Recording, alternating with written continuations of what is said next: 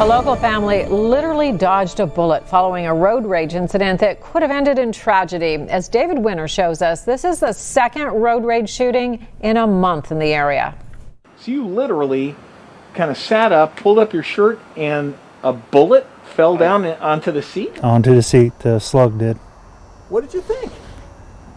We got shot at. It's an unbelievable story of luck, or as Steve Maines tells it, divine intervention.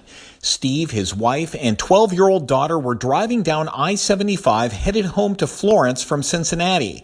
As they passed I-275, Steve's wife, who was driving, accidentally cut off another car. When she knows she cut him off, we waved sorry, and that was it.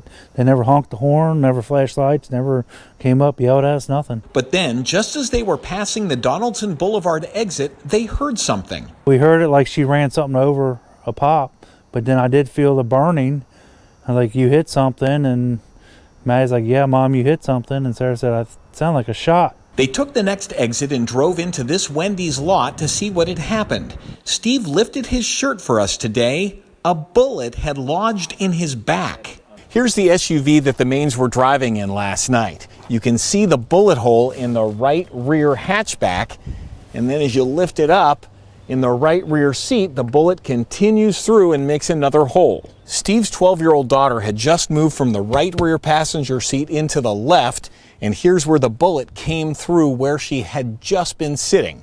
The bullet then continued on into Steve's seat. A nearby officer actually heard 3 shots and eventually found 3 9mm bullet casings on the shoulder of the road. This is the second road rage shooting in the area within about a month. In early October, just up the interstate in Fort Wright, another road rage incident ended in a man shot and killed. This time, the victim literally dodged a bullet, and police are now hoping to find the shooter. If you're driving along the interstate and you saw a sudden flash of light around the Erlanger exit about 9:30, 10 o'clock, we'd be interested to know about that. Could be a muzzle flash. Could be a muzzle flash. That's the first thing I did when I got to the hospital and got out of the car was I looked up and thanked God.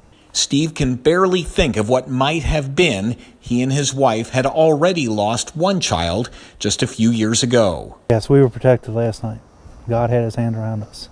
David Winter, Local 12 News. Police say they are canvassing businesses and interstate cameras to see if they can find the suspect's car. Steve Maines believes that it was a small passenger car with square headlights, perhaps an import. Erlanger police ask that if you have any information, you please call them.